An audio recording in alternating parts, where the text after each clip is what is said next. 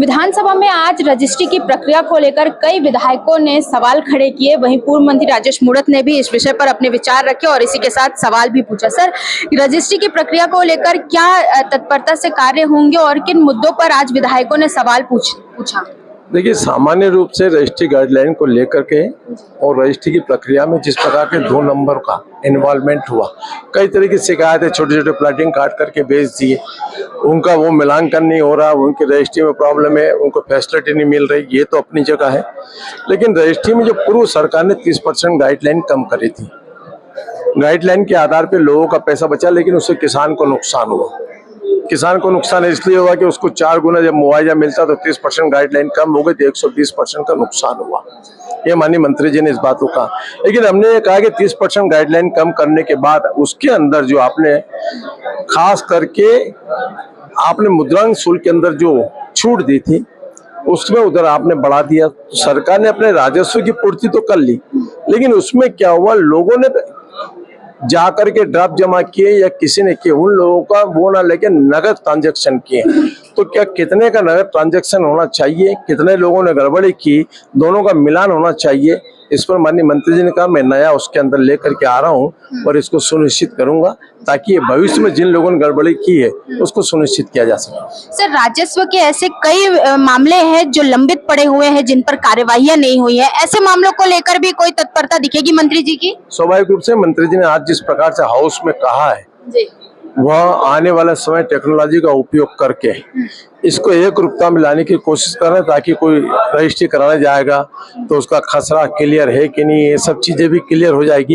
एक टीम बनाकर, और इसलिए अवश्य हो सकता है, कोई बड़ी बात नहीं, और मंत्री जी इच्छा शक्ति वाले हो करके दिखाएंगे। सर, एक और मुद्दा था, इसी से रिलेटेड था, कमल विहार, जिसे अब कौशल्या विहार पूर्ववर्ती सरकार ने कर दिया था। इसे लेकर भी आज थोड़ी बहसाबहसी और देखने को मिला कि क्या पूर्ववर्ती सरकार ने जो नामकरण किया था वो नाम ही रहेगा या फिर इस पर भी कोई?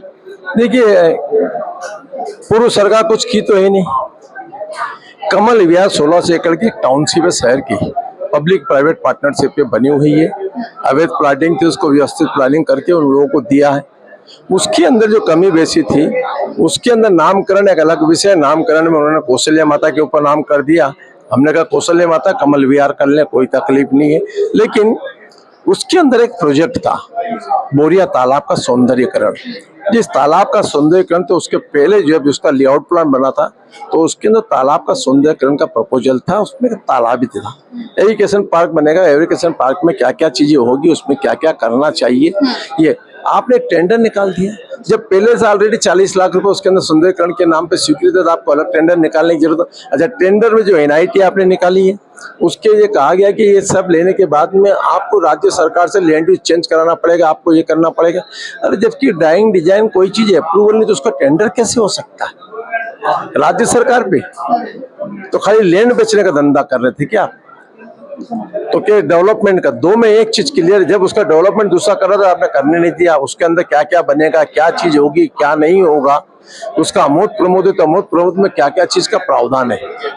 जब अमूर्त प्रमोद जमीन होती है उसमें क्या बन सकता है, सरकार के नियम है टाउन एंड कंट्री प्लानिंग के, उन नियमों को शिथिल करके आप कैसे कर देंगे जब तक उसकी अप्रूवल नहीं होगी। इसलिए उसकी जो त्रुटियां, उन सब चीज के विषय ध्यान डाल करके माननीय आवास पर्यावरण मंत्री ने कहा मैं इसकी जांच कराऊंगा और इसको क्लियर करूंगा। सर, इसी से एक और अंतिम सवाल है सर, भू माफियाओं का, रजिस्ट्री की हम बात कर रहे हैं लेकिन जो भू माफिया है, सरकार किसी की भी हो, वो अपना काम निकाल लेते हैं, उनके लिए भी कोई सतत प्रयास रहेगा कि कैसे रोक सके? स्वाभाविक रूप से मंत्री जी ने कहा कि आने वाले दिन कंप्यूटर के माध्यम से सब चीजें होगी और इसके अंदर सुनिश्चित किया जाएगा ताकि इंच के अंदर जो कमी है वो ठीक हो सके। धन्यवाद सर। तो जैसा कि राजेश मूणत जी ने बताया कि जो कमियां हैं उन्हें दूर करने की जो प्रक्रिया है वो पूर्ण इस सरकार में की जाएगी। फिलहाल देखना ये होगा कि कितनी तत्परता के साथ सरकार काम करती है और कौन कौन सी कमियां दूर कर पाती है। निशा द्विवेदी, हिंदी खबर, छत्तीसगढ़, रायपुर।